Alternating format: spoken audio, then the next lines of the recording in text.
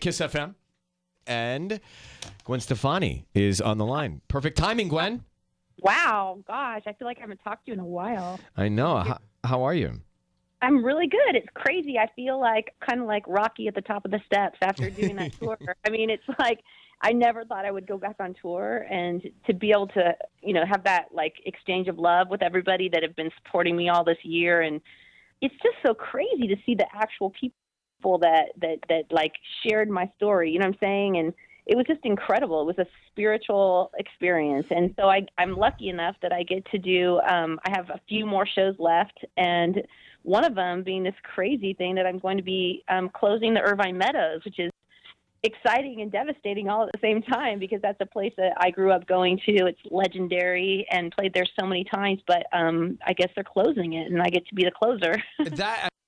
That's big news for those listening. So, yeah, I mean, if you haven't heard, they're going to close down Irvine Meadows. I actually went the other weekend to go see Dave Matthews there.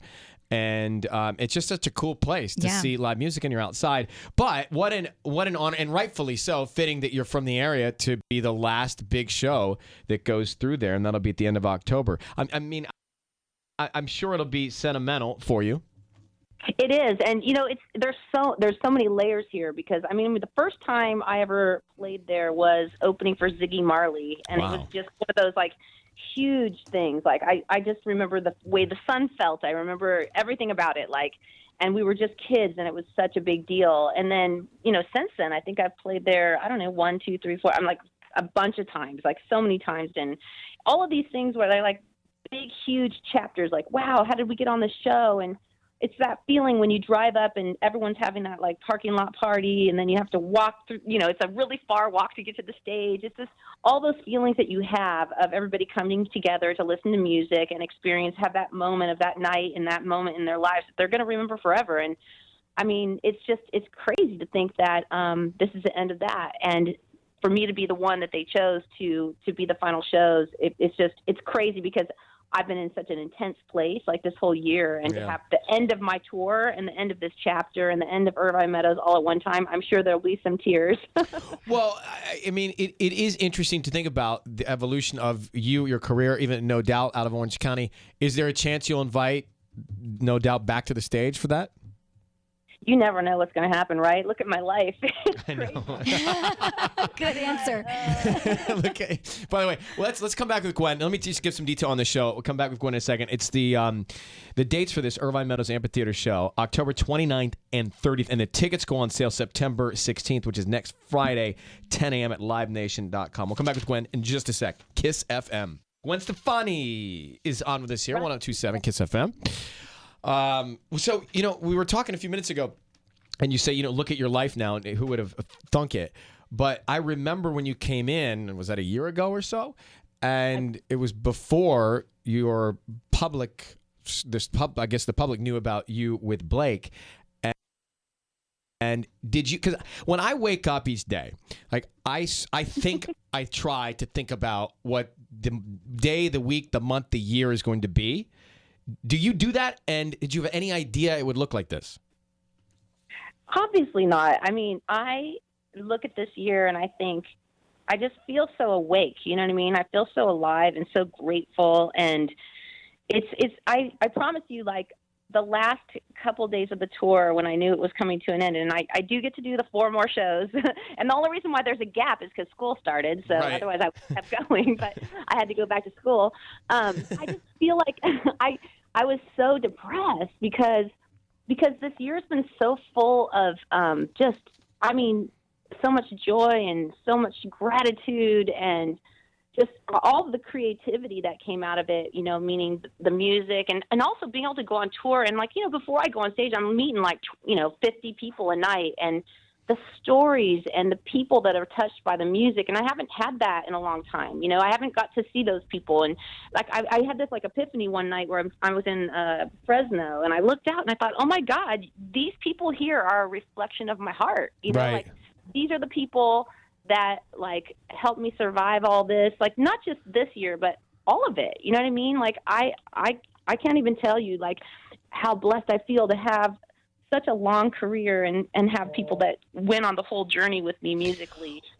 What about, so, I mean, it's no secret you were blindsided in your relationship. And you get to that point, and I say this because a lot of people, as you said, listening right now, have gone through it, are going through it, and can relate to it. How is it, what did you learn? What did you take away? How is it that you break the rut of depression? Honestly, for me, I have a really strong faith, so that was the first place I turned to. And then I just kept trying to listen to that voice of where I was supposed to go next. And I had just, I knew that for me, music was my gift, so I just turned to music. And once I did that, once I did something positive, you know what I mean? That's when I was kind of off the ground. And it was I'm not saying it was easy, because there was a long period before I even went to the studio that was just like torture, and I didn't know what to do. Right. It was a panic period, but I think, everything happens how it should, and everybody has a journey they're on. And for me, I had to go through that so that I could, there was a moment on tour where there was a little boy that I looked down at the end of the show, and people make signs and everything, and I see this little boy, and he looks like he's about 10. He's a babe. He has like a little mohawk, and he's singing literally every single song. And I'm talking about all the new songs. I'm like, that's weird that young little boy would like know every single lyric. So I just took notice of him at the last minute, and I grabbed the poster that his mom was holding, and it was a sign that said, "My son had been bullied from like kindergarten till 5th grade," or something crazy. And every day he'd come home and listen to your music, and he would be, it would bring him happiness, and that's how he survived. And I was just like, I couldn't believe it. You know what I mean? I was like, what? And so I brought him up on stage, and then he ended up coming backstage and meeting my kids, and they were like, my kids were like, we cried for like 30 minutes on the bus when we saw the video, because we were like, that's so unfair that would happen to somebody. But my point is that, like, I pray that I can touch people. You know what I mean? Like, everybody has a purpose and a reason to be on this planet, and I feel like I just want to use mine to do whatever I can. And that was like a direct, literal, like a response to like my prayer, like to help somebody like that. So I don't know. I just feel so lucky. You know what I mean? I just look at it all like it was supposed to happen, and everybody has to suffer, and then it's just what you do with it. You know what I mean? But it's true. I mean, these challenges happen so that you come out of it to deliver something else or be somebody better even. Right, and it come sounds back like stronger. That's what you did. All right, so Gwen Stefani here. We're going to let you go. I do have to ask you, would you get married again? That's so funny. I don't know. God, I don't know any of the. Everything's going so quickly. I'm in the moment, and I don't look at me. You got me tongue tied. I know, but I'll get in trouble if I don't ask. You can ask me anytime if I will. Will you? At the right time. Okay. I think. Maybe. I'll let you know.